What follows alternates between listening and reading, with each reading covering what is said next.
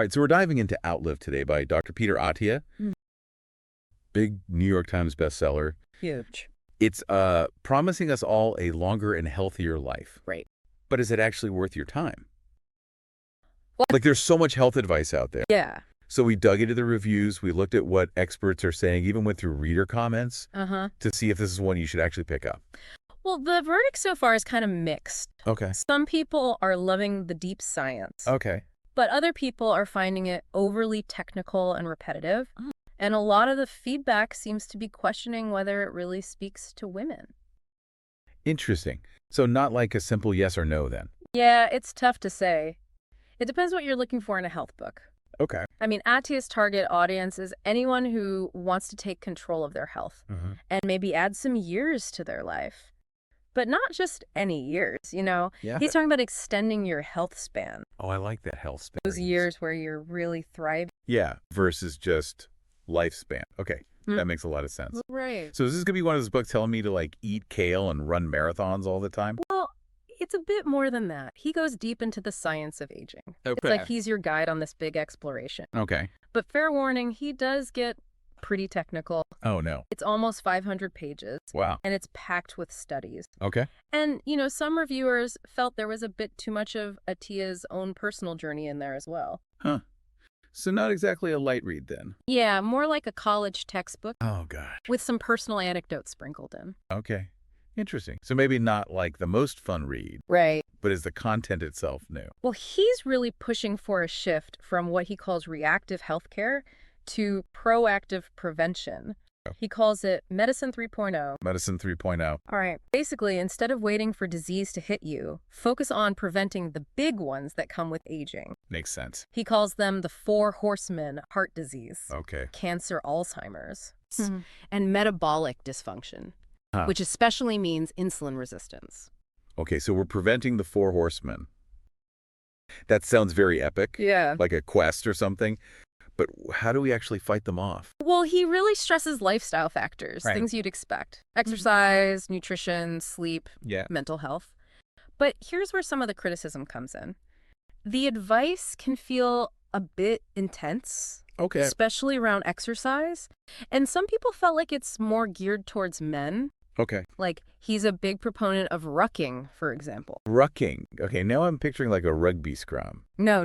But I have a feeling that's not it. No. It's basically walking or hiking with a weighted backpack. Oh, okay. He thinks it's really effective for building strength and endurance. And he actually wants his patients to be in like the top percentiles for strength and VO2 max for their age. VO2 max. What? Okay, I'm going to need you to explain that one. It's actually pretty simple. It's basically how well your body uses oxygen when you're working out. Oh, okay. So like your fitness level. Okay, cool. But all this rucking and VO2 max stuff is already making me feel a little out of shape. Is this another one of those books that just makes you feel bad if you're not a total fitness fanatic? It's a valid concern.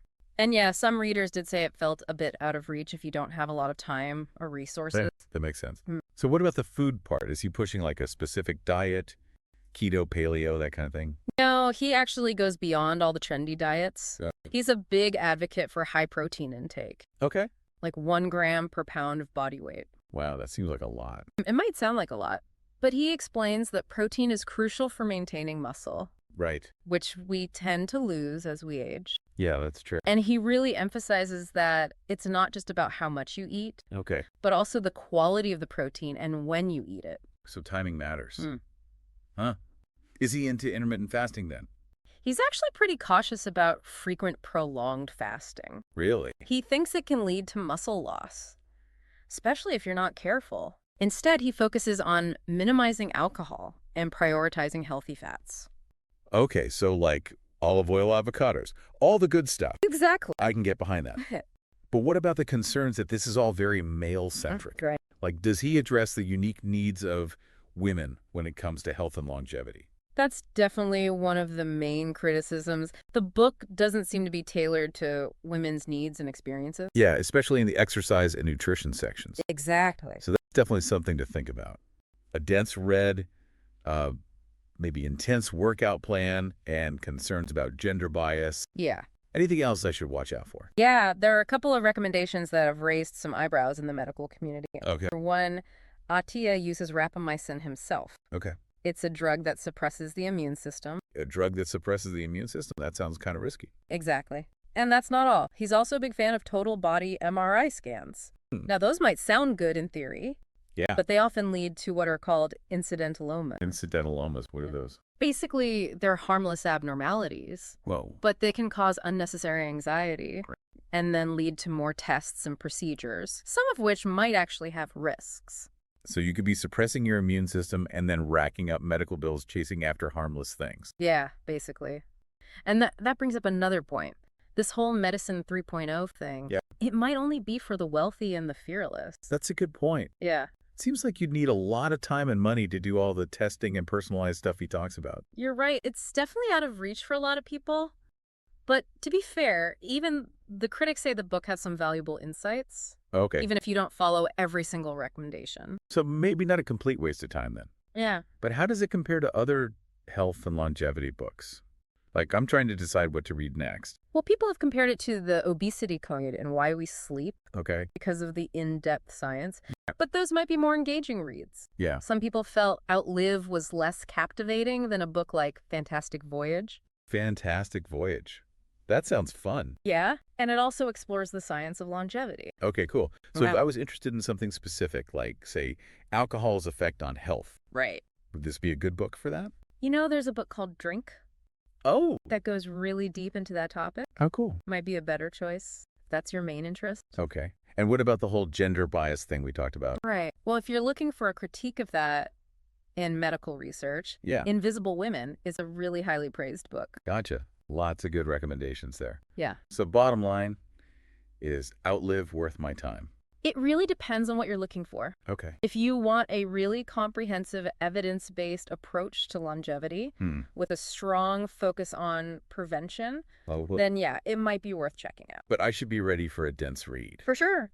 And be aware that it might be expensive to actually follow all his advice. Exactly. It's not a quick fix. And some of it might not be practical for everyone. So not a quick fix. Potentially expensive super science-y, maybe not the best for women.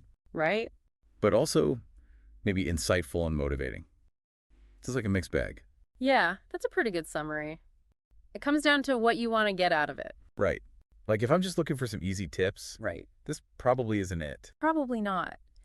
But if you're ready to really dive into the science and explore a more proactive approach to your health, then it could be a good resource. Okay. So Outlive. Yeah. Potentially insightful, but maybe overwhelming. Good for science nerds with lots of time and money. Pretty much.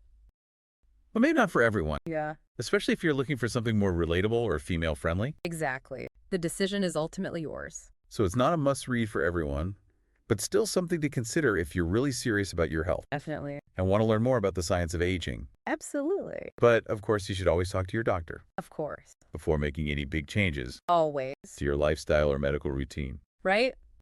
That's your health. Your life. Your choice. That's a good point. Yeah. Okay, I think we've made it through this deep dive into Outlive. We did it. It sounds like it could be really valuable. Yeah. But it also comes with some warnings. Definitely. We've covered the main points. Right. Highlighted the good and the bad. And hopefully given you enough info to decide if it's right for you. Exactly. Yeah. Okay, before we wrap up, I want to leave you with one final thought.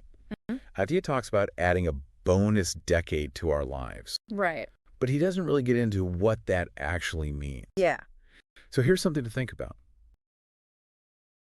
If you could add a healthy, vibrant decade to your life, what would you do with it? How would you prepare differently today? That's a great question. To make that future a reality. It's not just about living longer. It's about living better. Exactly. And that takes planning and intention. Right. What dreams would you chase? What adventures would you go on? Exactly. The future is yours to create. Yeah. And, you know, if you're curious about Attia's ideas, but not sure you want to tackle the whole book, you could always check out his podcast, The Drive. Oh, yeah.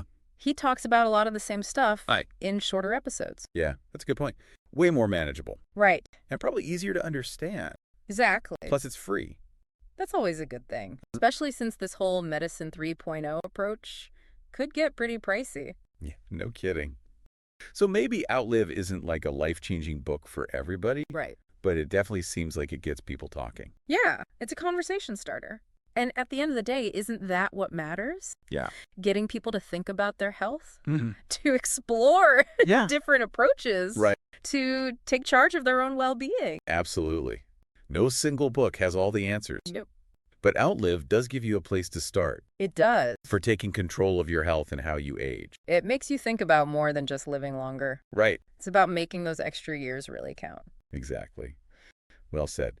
So to wrap things up, Outlive is a potentially useful book, but it's definitely one you need to think critically about. For sure. And be willing to dig into some complex science. Definitely. It might not be for everyone. Right. Especially women who want a more personalized approach. Yeah. Good summary. Yeah. So the choice is yours. It is. But hopefully this deep dive has given you the info you need to make an informed decision. Exactly. And the most important thing to remember is this. What's that? Your health is in your hands. Right.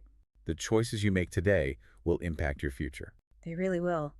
So choose wisely. Yeah. Live well and keep learning. Great advice. That's all from us for this deep dive into Outlive. Thanks for joining us. We hope you enjoyed it and learned something new. We'll see you next time. Until then, stay curious.